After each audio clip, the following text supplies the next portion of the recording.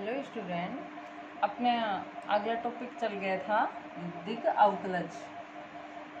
अपने इसके तीन पॉइंट हो गए थे। पहला पॉइंट क्या था, अगर क्या हो एफ, पहला पॉइंट था इसका एफ हो x y z equal to क्या दिया हुआ हो, सी दिया हुआ हो, तो डेल एफ क्या होगा, डेल एफ किसको निरूपित करेगा, अपना अभिलंब सदिश को निरूपित करेगा। अभिलंब को इंग्लिश में क्या बोलते हैं, नॉर्मल वेक्टर। अगर अपने पास ये दे दे, इस टाइप से कोई फंक्शन दे दे इक्वल टू सी, और ये बोले कि आप निकालो कि इसका अभिलंब सदिश क्या होगा, तो आप क्या निकाल दोगे, डेल एफ निकाल दोगे। अगर कोई फंक्शन एफ है जो एक्स वाई जेड का है, वो इक्वल टू किसके आ जाए, अपना सी के इक्वल आ जाए, या अपन उस फंक्शन को इस प्रकार से रिप्रेजेंट कर सकें कि वो सी हो जाए, मतलब कांस्टेंट राशि बचे, तो उसका अगर अपन को अभिलंब सदिश निकलवाएंगे तो अपन क्या निकालेंगे, डेल एफ। दूसरा है कि अगर अपने पास बोले कि एक एफ की दिशा में दिख अवकलज, अगर अपन को एफ का एक एफ की दिशा में, एफ का एक एफ की दिशा में दिख अवकलज, अगर अपन को बोल दे कि एफ की एक एफ की दिशा में दिख अवकलज निकालिए, तो आप कैसे निकालोगे, कि ये शॉर्ट फॉर्म में बता रही हूँ आपको, पिछली क्लास में बता चुकी थी। दिस अवकलज इक्वल टू क्या आएगा, एक एफ इंटू ग्रेड एफ, एक एफ करोगे इंटू में क्या करोगे, ग्रेड एफ, तो वो उसका क्या निकल जाएगा, दिक अवकलज। इसके आगे देखिए तीसरा पॉइंट था इसका कि दिक अवकलज का अधिकतम मान क्या होगा, मोड ऑफ ग्रेड एफ। अधिकतम मैक्सिमम वैल्यू दिक अवकलज की क्या होगी, grade of mode of grade F, और इसकी दिशा ग्रेड एफ की दिशा होगी। अगर अपन को पूछ ले कि अधिकतम दिक अवकलज की दिशा क्या होगी, जो ग्रेड एफ की दिशा होगी, डायरेक्शन होगी, वो किसकी होगी, अपने दिक अवकलज के अधिकतम मान होगा। अब डी पार्ट, यहाँ से देखिए अपना आर वेक्टर अपन जानते हैं क्या होता है, एक्स आई कैप प्लस वाई जे कैप प्लस जेड के कैप। तो हाँ, इसका डी आर अपॉन में डी टी करें तो क्या आएगा, अपना डी एक्स अपॉन में डी टी। ये कैसा है, टोटल डिफरेंशिएबल है, संपूर्ण अवकलन है, तो ये सभी के साथ होगा। I cap plus D Y upon में D T, J cap plus में D Z upon D T के कैप। इसको क्या बोलते हैं, स्पर्श रेखा का समीकरण। इसको क्या बोल देंगे, स्पर्श रेखा। इससे अगला पॉइंट है आर वेक्टर को अपन इस रूप में भी कर सकते हैं। तब अपन अगर स्पर्श रेखा का इक्वेशन निकाले तब क्या निकालोगे, आर वेक्टर का किसके रिस्पेक्ट में करोगे, टी के रिस्पेक्ट में डिफरेंशिएबल करोगे, और इस टाइप से जो इक्वेशन आएगी वो क्या हो जाएगी, अपने स्पर्श रेखा tangent line. R vector equal to, दूसरा क्या है, R cos theta I cap plus R sine theta J cap. ये अपना किस में है, पोलर इक्वेशन में, ध्रुवीय में। ये तो कैसे हैं, अपने कार्टेशियन प्रोडक्ट, कार्तीय निर्देशांक है एक्स वाई जेड, और कोस थीटा साइन थीटा किस में होते हैं, अपने पोलर में, ध्रुवीय निर्देशांक होते हैं। तो अगर आर वेक्टर अपना ध्रुवीय में पूछे तो क्या आएगा, आर कोस थीटा प्लस में आर साइन थीटा। ये क्या होता है, अपना मैग्नीट्यूड परिणाम होता है, जो मोड ऑफ आर के रूप में होता है वो होता है, और आर वेक्टर अपना इस टाइप से होता है। तो ये आप नोट कर लेना, ये अपने आगे यूज जाएंगे। अब आगे देखिए डेफिनेशन है इसकी, दिक अवकलज की परिभाषा। ये तो अपने पॉइंट थे जो अपने एग्जाम्पल सोल्व करने में काम आएंगे। अब अपन परिभाषा देखेंगे, यहाँ से नोट कर लेना। इससे पीछे वाले तो अपन ने पिछली क्लास में नोट करवा चुके हैं, डी पॉइंट से नोट करना है।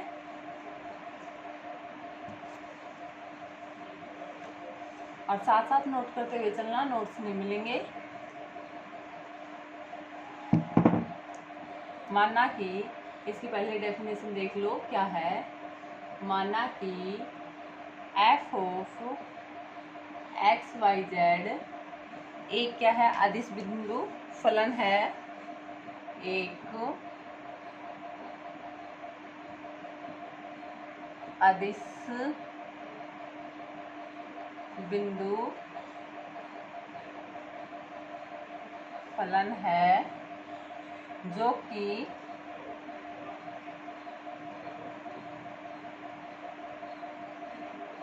दिए हुए एक क्षेत्र में परिभाषित है, एक क्षेत्र में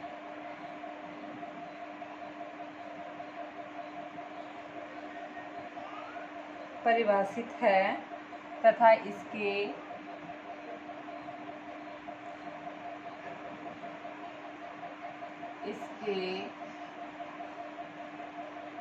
प्रथम अवकलज सतत है, प्रथम अवकलज सतत है। डेल एफ अपॉन में डेल एक्स। आपको इसकी डेफिनेशन याद करनी है क्योंकि डेफिनेशन एग्जाम में पूछी जाती है, तो आपको डेफिनेशन याद करनी है कि इसका क्या होता है। वैसे इसका अपना यूज नहीं आएगा इसमें, ये इससे पहले जो पॉइंट लिखवाए हैं वो एग्जाम्पल में यूज आएंगे, ये डेफिनेशन का यूज इतना नहीं है। फलन del F upon del x, फलन एफ का एक्स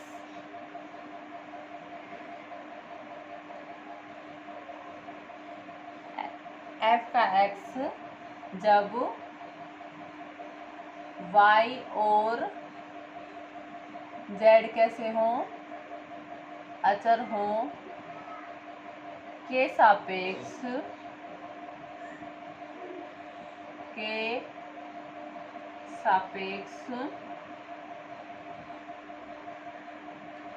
आंशिक अवकलज को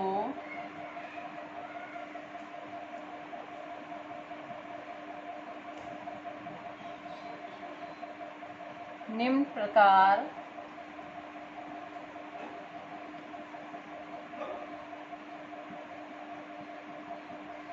परिभाषित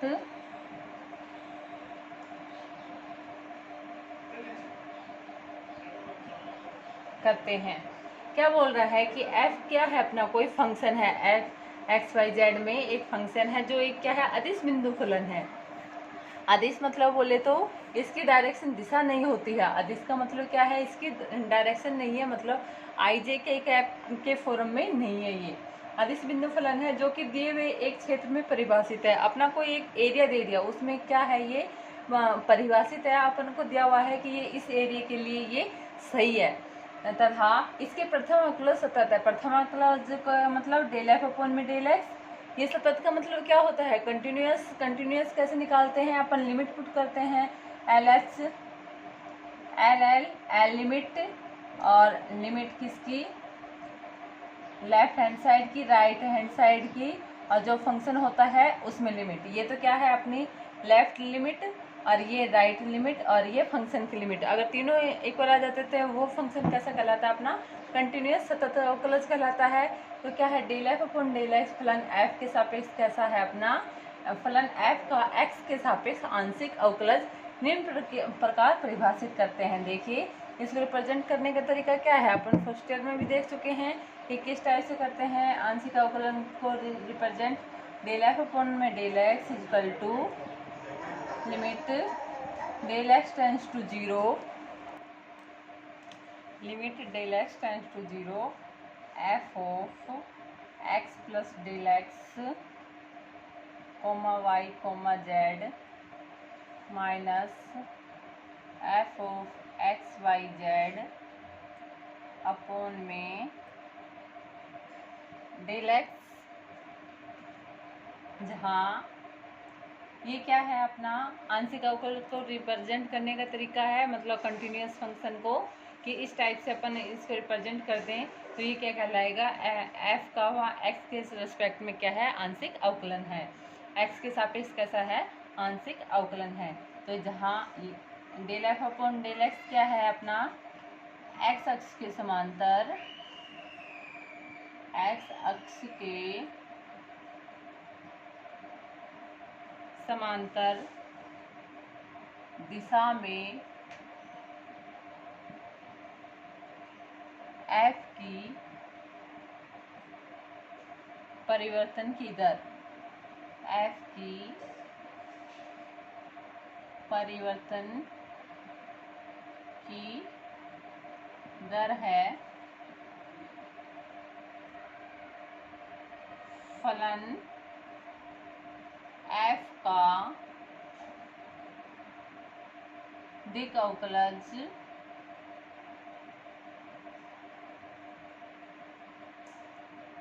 limit del s tends to 0 del phi upon में डेल एस। क्या है ये? एक्स के रेस्पेक्ट में परिवर्तन है, चेंज ही होता है। जो डिफरेंशिएबल होता है वो क्या होता है अपना? चेंजेबल ही होता है। कि ये क्या है? Del F upon del x क्या है? एक्स की समांतर दिशा में एफ की परिवर्तन की दर है। अब अपने ये नोट कर लो। हाँ, फलन एफ का दिक् अवकलज क्या होगा? Limit del s tends to 0 del phi upon में डेल एस। मतलब जिसके भी रिस्पेक्ट में करेंगे उसकी लिमिट पुट करके जो उसका परिवर्तन मतलब डिफरेंशिएबल आ जाएगा, वही क्या कहलाएगा? उसका दिक् अवकलज कहलाएगा।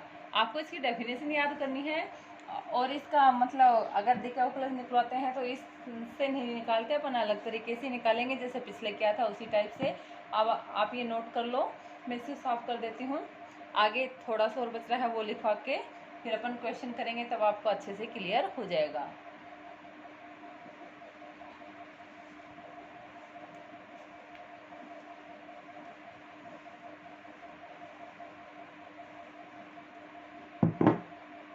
जहाँ डेल फाई क्या है?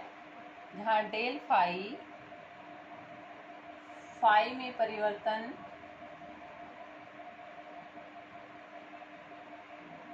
और डेल एस क्या है? डेल एस क्या है? दूरी में परिवर्तन।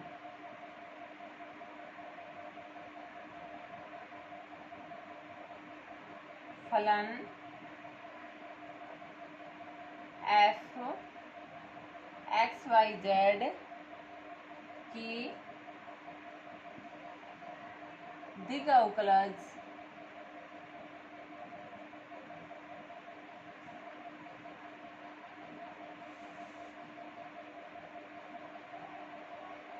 एक्स वाई जेड अक्ष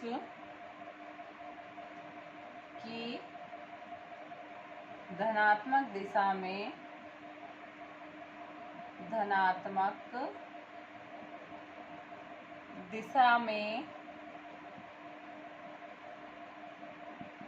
क्रमशः डेल एफ अपॉन में del X, del F upon में del Y, del F upon में डेल जेड। ये क्या है? अपने धनात्मक दिशा में है फलन। ये एक्स वाई जेड क्या है? एक्स वाई जेड की एक्स की धनात्मक दिशा में क्रम से क्या है? डेल एफ एक्स एक्स के सापेक्ष करेंगे वो एक्स एक्स का होगा, वाई एक्स के सापेक्ष अवकलन करेंगे वो वाई एक्स का होगा, और जब जेड के सापेक्ष करेंगे वो क्या होगा? अपना जेड अक्ष का होगा।